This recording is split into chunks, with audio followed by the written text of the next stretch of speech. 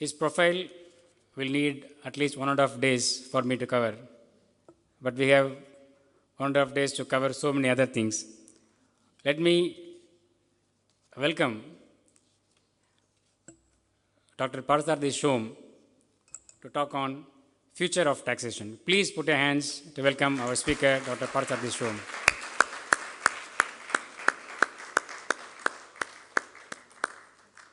I would request CA Gopal to hand over a small bouquet.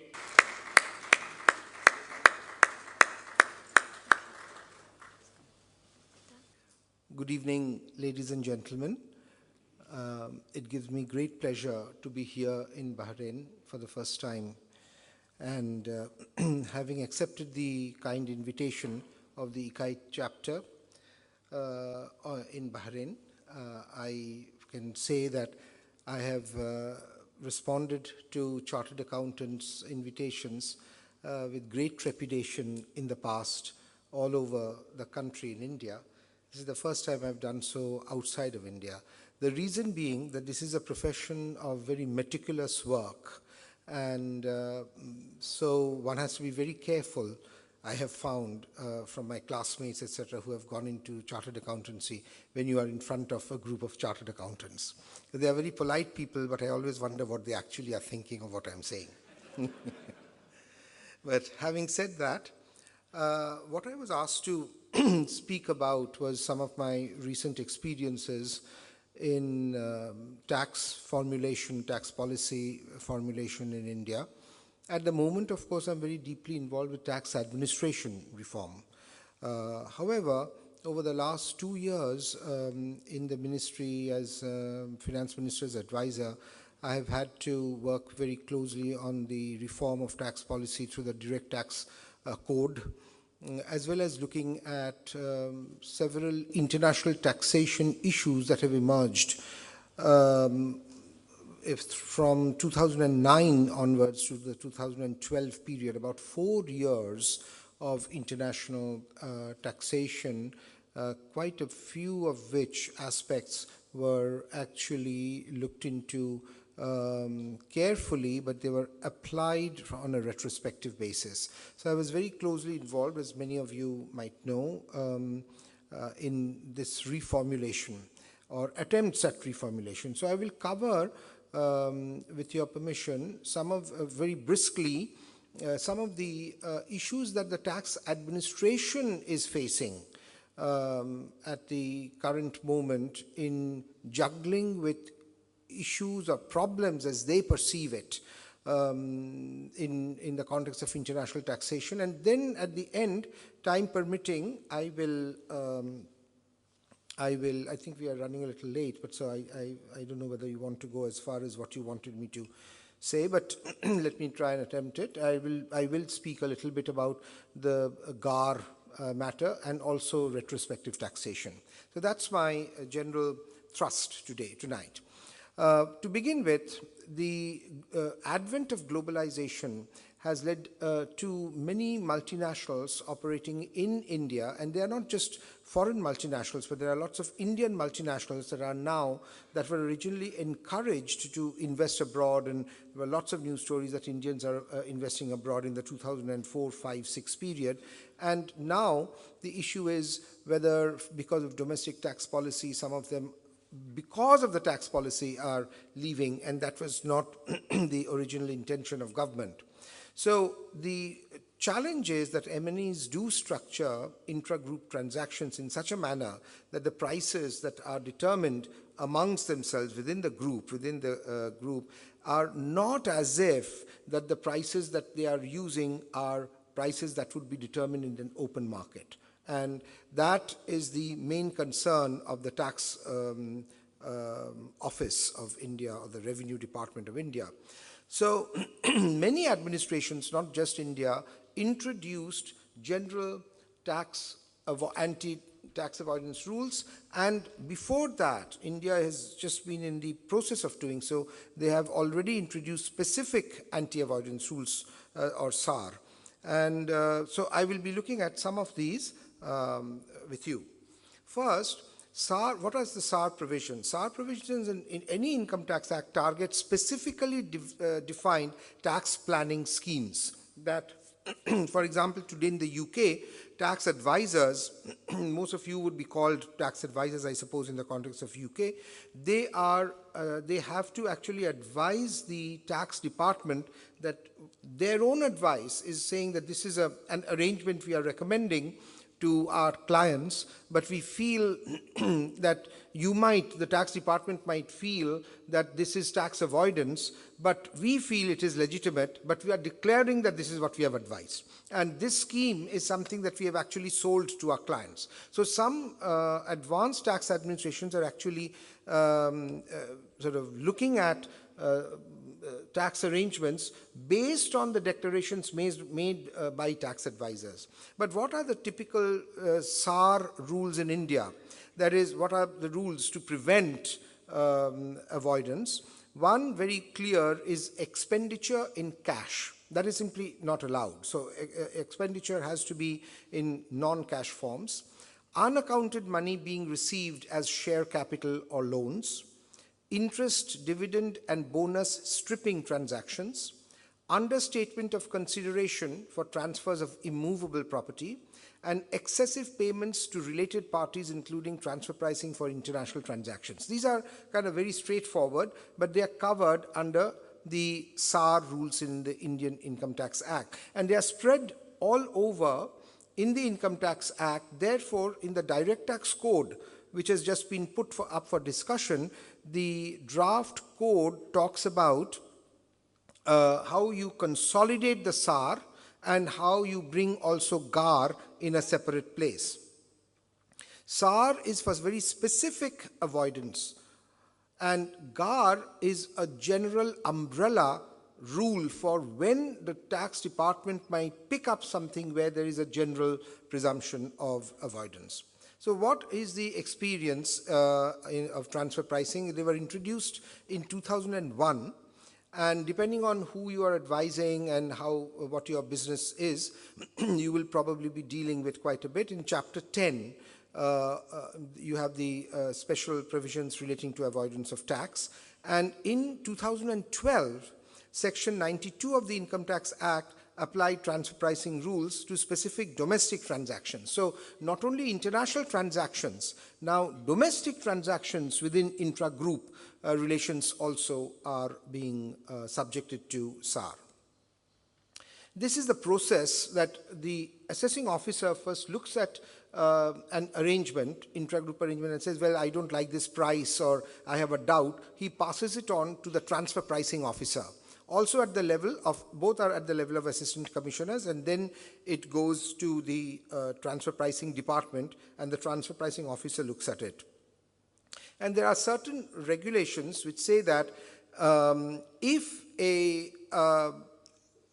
an arrangement, a transaction is seen as more than 5 crore rupees or more than 50 million rupees, then the assessing officer must give it to the transfer pricing officer for examination. And if it is more than 15 crore or 150 million rupees, then it has to be scrutinized, or in international parlance, it has to be audited. So some are saying that this requirement of audit above 150 million is not necessarily reflective of what is happening in many other countries and whether we need it, because the scrutiny process is something that is occupying a lot of staff time. So some of it is being considered continuously as to what are the thresholds, what are the limits, and so on. There is an appeal mechanism, and this is another area of contention. If, for example, whatever the transfer pricing officer says, the assessing officer accepts and passes a demand, the taxpayer can appeal to the commissioner for appeals. And if they don't like the commissioner appeals outcome, then they can go to the dispute resolution panel, which is made up of 3 commissioners. And if they don't like the dispute resolution panel, they can go to the High Court. And if they don't like the High Court decision, they can go to the Supreme Court. So it's a long process in India, and while in many advanced countries today there's a tax court or within the tax department itself, there are dispute prevention arrangements so that these so-called disputes don't become disputes. In India, there is a tendency to escalate the disputes right to the Supreme Court. And sometimes it is claimed that because they know that this process exists, officers themselves may feel that it is better to just put it to the next level. So why bite the bullet and say something that might be under vigilance by the Controller and Accountant General?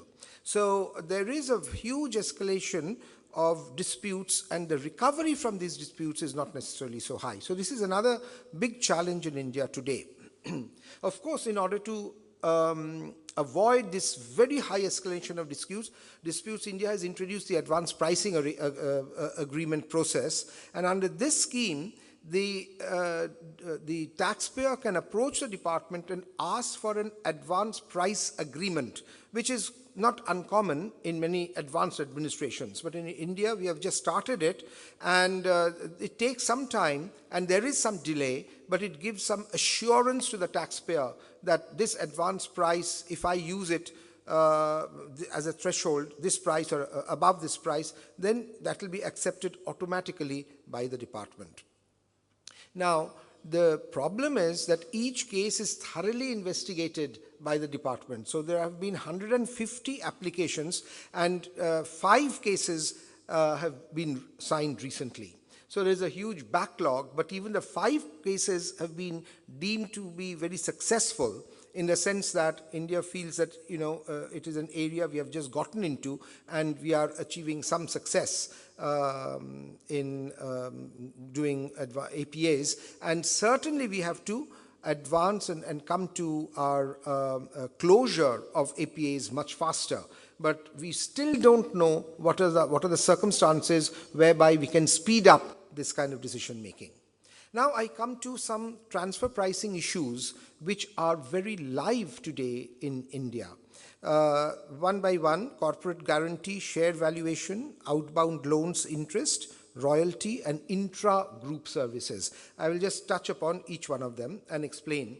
And corporate guarantee has been identified by the OECD as, in fact, an international transaction. So an Indian company has formed a subsidiary abroad, and this subsidiary cannot get a loan without a guarantee from the corporate, from the parent company in India.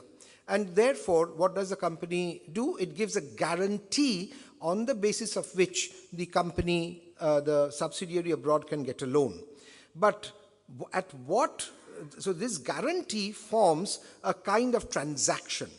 It is a guarantee that if the subsidiary loses a certain amount of money, the project doesn't become successful, then it will get sort of guaranteed amount to the bank from the parent company. So in India, explanation has been included that corporate guarantee, in fact, is an international transaction as per the OECD guidelines. When this was done, there was a bit of hue and cry, but an explanation was introduced, and also, while people have not noticed it, this was also brought in with retrospective effect, which meant that even earlier, if there were corporate guarantees which the company had not declared as an international transaction for which a transfer price would have to be charged, the explanation said you would have had to do it. So go back, and we are going to open up, let's say, up to 6 years of filings, and they will be re-examined. So India has gotten into rather strict monitoring and decisions on these kinds of matters. The next one is valuation of shares. Again, here, companies issue shares to associated enterprises and that which are typically less than market value. And that is, or rather, there's a kind of, you have not checked the market value, so the administration decides we don't have a market value, but we will call it an intrinsic value, what the market would have held. And if the value of the share that you are issuing is less, then the department or the tax administration says that we will value it at a higher rate, at a higher value, and then charge you on that value. Now, these are shares that are being held abroad. And the department says, however, even though the shares are held abroad, we are going to tax you on it in India. So that is the source of the contention. And the typical relationship between the Indian entity and the foreign entity is that the tax advisory field or profession says that even if you wanted to tax it at a higher value, you should tax it as capital gains for the foreign entity. Because the foreign entity is owning these shares. If they have received it at low value, then the capital gains would be high when they get rid of the shares. So you should tax it at that point and at the as capital gains rather than income of the issuer in India. So you can see that the degree of complication increases by the day. First, the interpretation, whether it is tax on income or tax on capital gains, and whether tax on income should be taxed on the Indian entity because it is easier to collect, or whether necessarily because it is actually capital gains, you should tax it abroad to the foreign entity in the form of capital gains. So this has not yet been resolved. As some of you may know, there are some live cases where this is going on in India. So this is it. And then again, interest on outbound loans. So the dispute is not whether advancing a loan benefits the associated enterprise. The dispute is only regarding quantification of the benefit. So you give interest abroad and you charge at LIBOR. But when you are giving interest, some loan, and you are charging an interest, if that interest is too low, then the government is saying this interest is very low, we won't accept it. And why? Because the entity abroad is a very small entity, it cannot access it. If it accessed the market as an independent entity, it would never get LIBOR plus amount. And LIBOR plus is, basically for interbank and so on and so forth. So the government, the tax administration is coming out very strongly against this interest rate setting and coming out with their own interest rate setting increasingly. So the result is that there is again quite a lot of dissension between the administration and the tax advisory field on discount, and the tax administration, of course the tax advisories, they are saying that of course, why are you charging the market rate for this? Because if the interest is being paid between associated enterprises, we are doing it because we are sharing part of that risk. We want to share part of the risk. So in fact, the local entity in India should be given some, they could argue that they should get some, let's say, subsidy for venture capital investment and so on, because in Indian tax law, there are some tax protection for venture capital and so on. So there are two extreme views on this between the administration and the field, and therefore it is one area that is also very, very live today. Another area is royalty. Royalty is very tough because of the definition of intellectual property. Intellectual property is, copyrights, it is goodwill, and all of these matters, and to really define what is the right payment for intellectual property is a challenge. There are several methods, but the two methods that are really compared abroad in developed countries and increasingly in emerging economies is something called the comparable uncontrolled price. So to get an uncontrolled price comparable, what is called the comparable, is very difficult because it is something that is very intangible. The asset is very intangible for which you are paying royalty, for whose use you are paying royalty, and therefore you cannot come very easily to comparable prices. So the typical disagreement happens because the taxpayer comes out with comparables, with the department says these are not comparable at all. The royalty figures that you have given based on certain rates, what the kind of examples you are giving, they are really not examples that are fit for your own case. And the department then gives certain cases where the taxpayer says these are not at all comparable. Typically, for example, if there are, let's say, a brand, and that brand is being promoted in India, and so the foreign entity to whom the royalty is being paid may say that, well, this is my brand.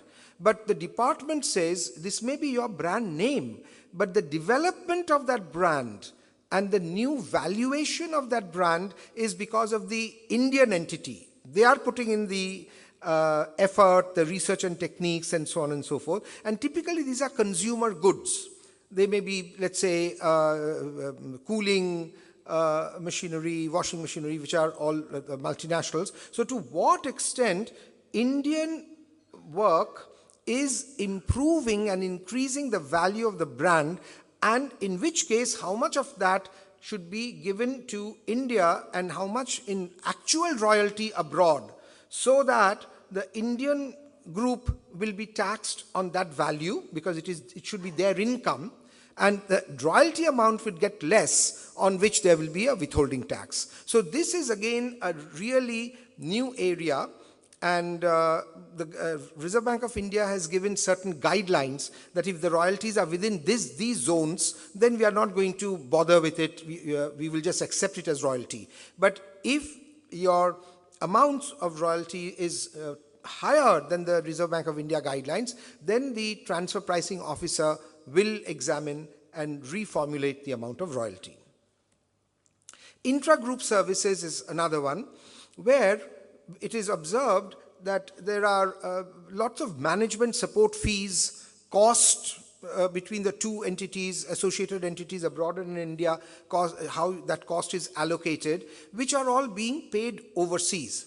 But the department might say, well, we are not quite sure whether these management support fees are actually fees. They look more like probably dividends, but the dividend is being disguised as fees. And if it were dividends, actually, we would be putting withholding tax on dividend distribution.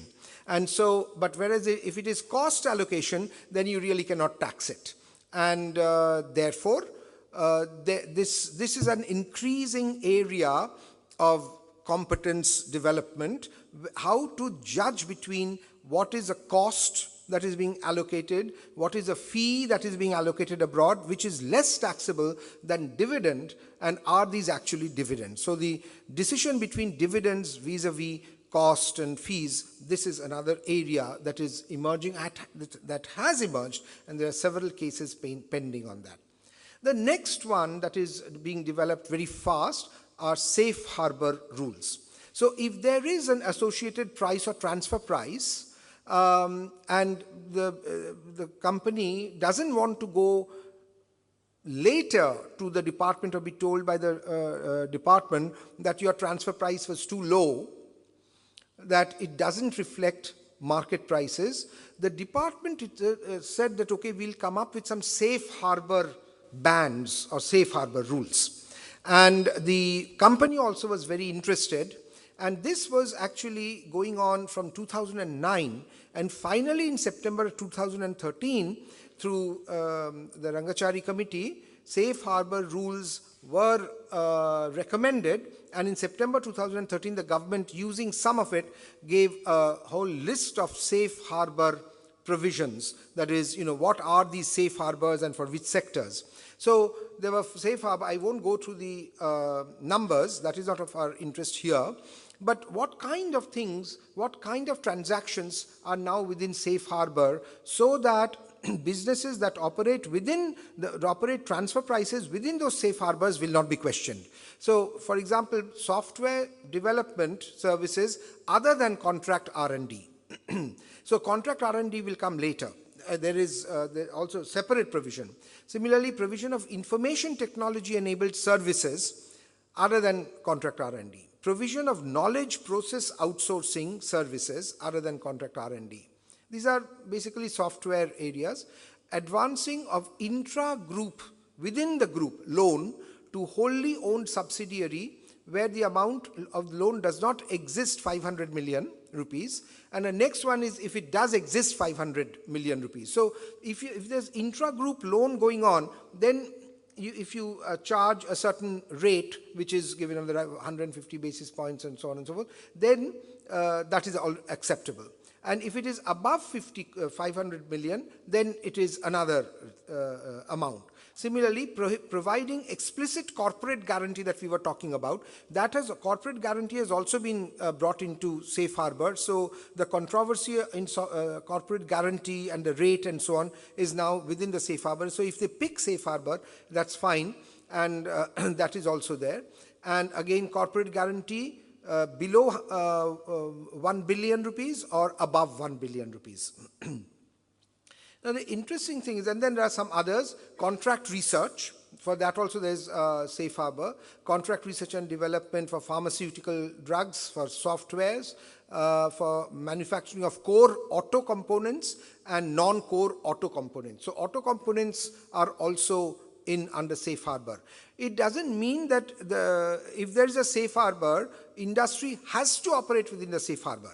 Industry can take a chance and say that I don't opt for the safe harbor because my real market experience is that the transfer price that we are using should be less, because we have got evidence from the global practice where it is less, and so they can use less. And then the department will call for, because they are not within the safe harbor, the department will call for examination and then decide whether the rates that the companies are using are actually acceptable to the department based on actual facts. So that is available. But the safe harbor again has been a very big forward movement in terms of international taxation.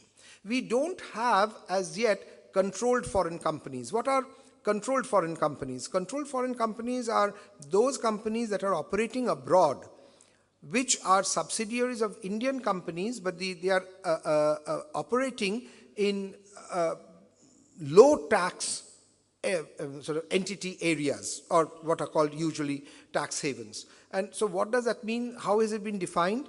This has been included in our Direct Tax Code 13, which is now being discussed. It is not yet in the Income Tax Act. But the idea is, if it is located, if the subsidiary is located in a area where the tax contribution, the legal tax contribution would be less than half of what the tax contribution would be in India, then that country is considered to be a low tax country. And therefore, the subsidiary operating in that country will automatically become a controlled foreign company for the Indian tax administration. So that is the CFC rule that is in the Direct Tax Code, but it would be, which is under discussion, but it could come under income tax at any point. So, and it says that that company which is abroad, in order not to be a controlled foreign company, has to be a viable, active company. So what is an active company? That is also being defined. It actively participates in industrial, commercial, or financial undertakings through employees or other personnel in the economic life of the territory where they are operating. And less than 25% of income of the company has to be in the form of passive income. So less than 25 passive income. What is passive income? Dividend, interest, income from house property. So they just can't be a real estate group. Capital gains, annuity payments, royalty, etc. So they must have some active economic performance in the country. If not, they become a CFC. So CFC rules are also around the corner. Then thin capitalization is another thing that we don't have, but thin capitalization, if GAR comes into being from 2016, GAR will include thin capitalization rules.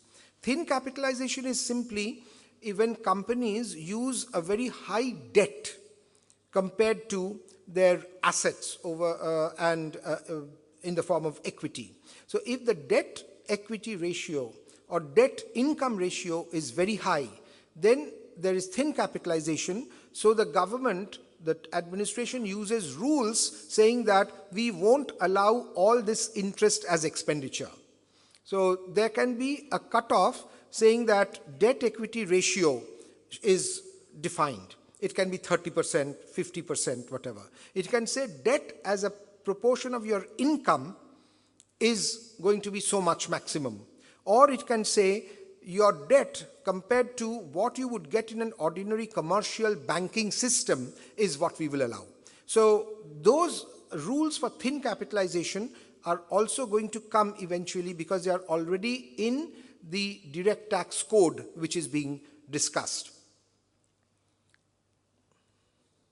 Now I come to GAR.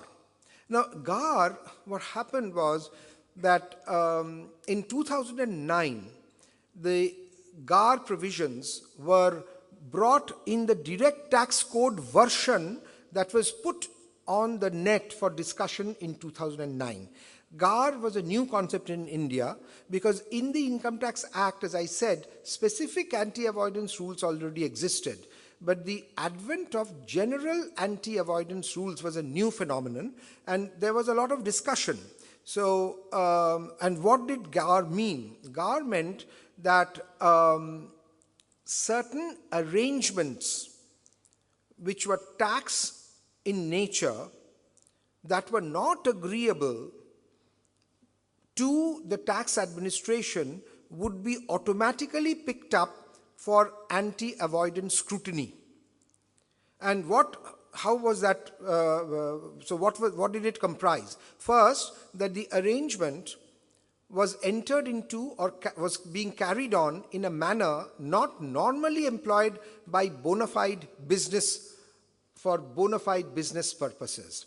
That is, it is carried on not for economic activity, but just to locate tax, to minimize taxation. Second, that the transfer prices were found to be not at arm's length. Third, that the general conclusion of administration that those arrangements abuse the provisions of the direct tax code. And fourth, that the arrangement lacked economic substance. So if these four or any of these four were represented in the arrangement between two entities who are assessees, then the government would automatically apply GAR.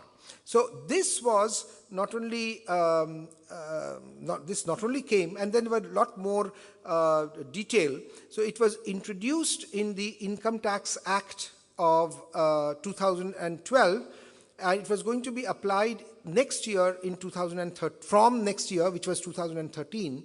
So this led to a lot of hue and cry, as everyone knows over the globe. And then a committee was formed, which I was asked to chair. And based on our committee's recommendation, it was deferred till 2016. But GAR will be coming. And also some of the issues that would determine whether there was general anti-avoidance, that also the committee rationalized much more. So the original propositions of when GAR would be applied and the new rules when GAR would be applied are very different. And therefore, the GAR was postponed. It is being debated, but it will be applied from 2016. And therefore, I have been telling lawyers, MNC advisors, CFOs and all that please look into the new GAR rules, because from 2016 it will suddenly come, and then it will be very difficult for you to rationalize arrangements unless that has already been done. So what are the highlights of the proposed changes? I'm not going to go into all that, but some things, 2 or 3 things I will mention.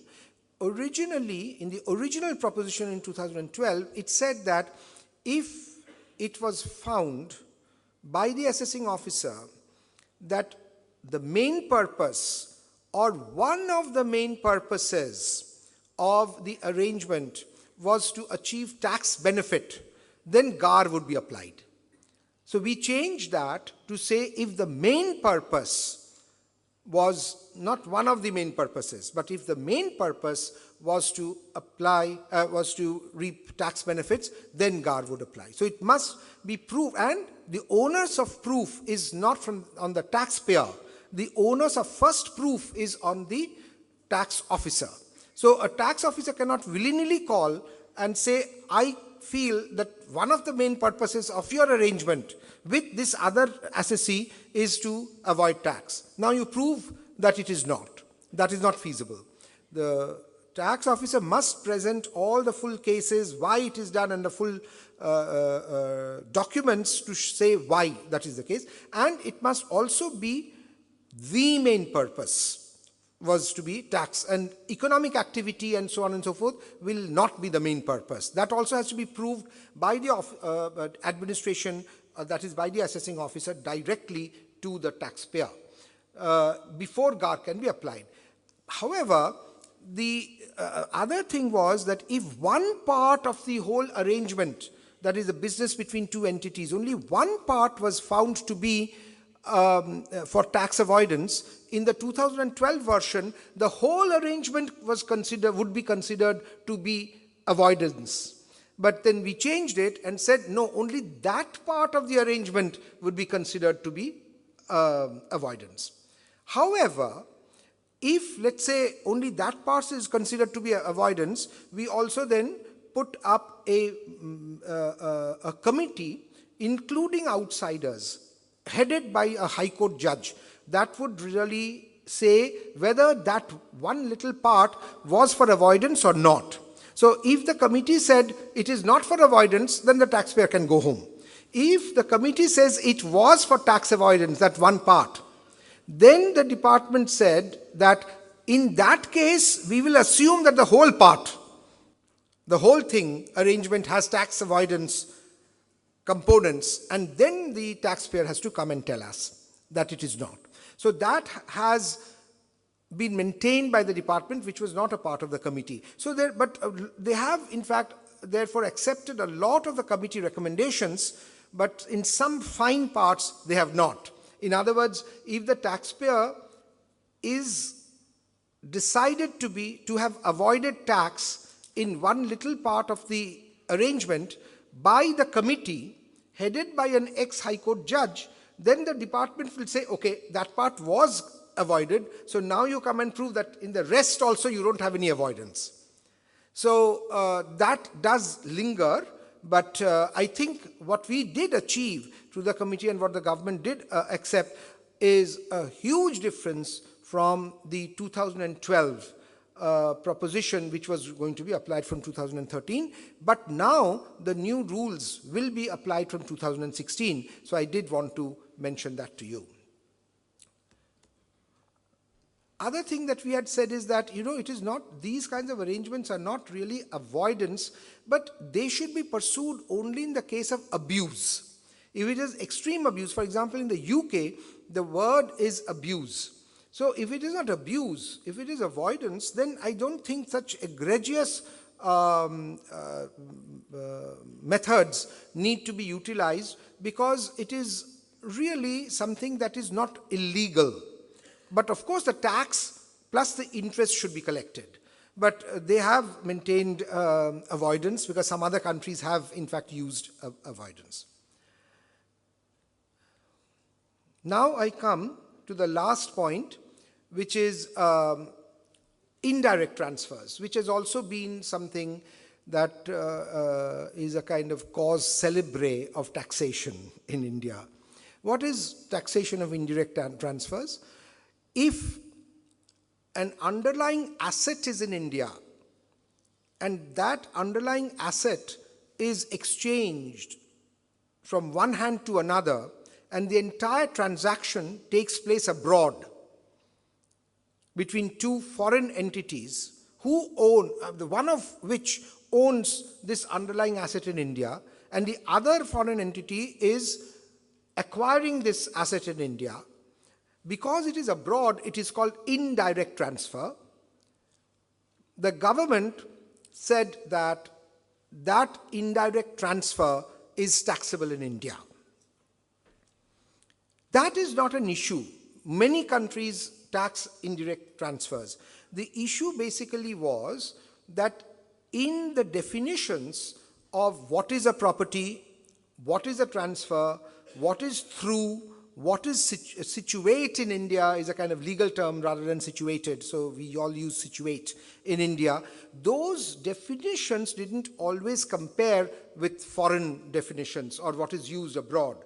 Plus, the application of this was passed from 1st April 1962. So when that was done, there was a big hue and cry all over the world, because they said, how can you make a law which is retrospective to 1962, which gives the government the power to go back to any indirect transfer that took place abroad of Indian assets that is located in India going back to 1962. Theoretically, that could happen. So that led to a huge collapse of certainty of doing business in India. That was a perception in Prime Minister's office, certainly. And so the same committee that was asked to do work on GAR, which I chaired, we also looked at indirect transfer. And there, what we said, in fact, was that retrospectivity should not occur. We said that if government still feels that retrospective, for example, it is constitutionally prohibited in Brazil and Sweden. However, but other countries do have retrospective, but in very few cases, most of them are for the benefit of the taxpayer or for correction of errors in the law. And certainly, they take place after great discussion with stakeholders. So we basically said that if it takes place, there should be no interest or penalty. And certainly, when the Supreme Court in one case gave a judgment that there should be no retrospective taxation, then when the Supreme Court has made a judgment based on current law, we cannot go back and change line by line what the Supreme Court judgment was and change the law and then say that this is Parliament has passed it, therefore the Supreme Court law is no longer valid because we've made it applicable, the new law from 1962. So that, in the committee's view, created an impossibility of performance. Nevertheless, note, it wasn't as though the tax department did not caution such taxpayer, meaning that it did say it can lead to an assessment on you, but despite which the taxpayer took the risk, and went through the steps and won in the Supreme Court, at which point the department made this retrospective amendment, which then brought them into the net again. And so the committee sort of disagreed with it completely, and I keep on saying publicly that as an independent chairman of an independent committee, I still hold that view, even though after that I became advisor to the finance minister. So these roles are somewhat independent, and we sometimes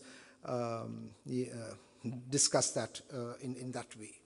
Then there were several others as to conflicts, inconveniences, confusions that still remain in the law.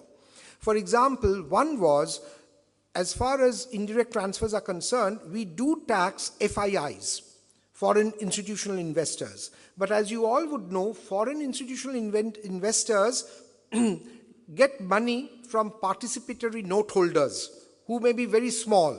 So when you are saying in a law, we will tax foreign investors for their assets in India, do we mean only the FIIs, or do we mean also the participatory note holders who may be small pensioners abroad? So a clarification was made that if there is any transfer of assets which are only 5% or less of the total assets in India of these foreign entities, that would not be taxed. But that is only in the Direct Tax Code of 13. That is not in the Income Tax Act. So there are a lot of entities that we really have to still correct in the Income Tax Act, which are already recognized in the Direct Tax Code under discussion, but not yet incorporated in reality in the Income Tax Act. So there is quite a lot of work to be done. And this is only one little example because there was a big hue and cry about it. as to whether the small investors in India, they don't even probably know that they are investing in India because they have invested in an FII and the FII is investing in India. But the Indian tax officer may be able to track and write, to some pensioner that, you are taxable in India. So on and so forth. These are, of course, not reality examples, but these are totally hypothetical examples of what could happen if tax laws are not completely clear and completely rational.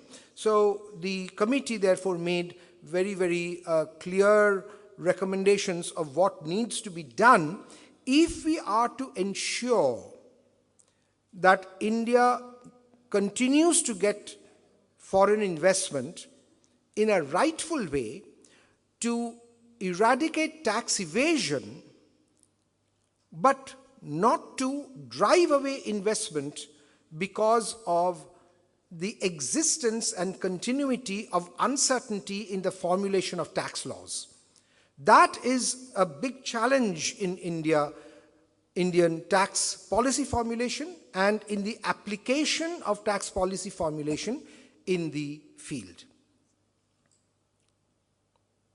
Thus, retrospective application of tax law should occur in exceptional or rarest of rare cases to correct apparent mistakes or anomalies, to apply to matters that are genuinely clarificatory in nature, to remove technical defects, particularly in procedure which have vitiated the substantive law, or to protect the tax base from highly abusive tax planning schemes that have the main purpose of avoiding tax without economic substance, but not to expand the tax base, not to collect revenue as an objective from these kinds of arrangements. It is to minimize evasion and avoidance, or abusive avoidance, which can go almost to evasion, but not to be used as an instrument to collect revenue.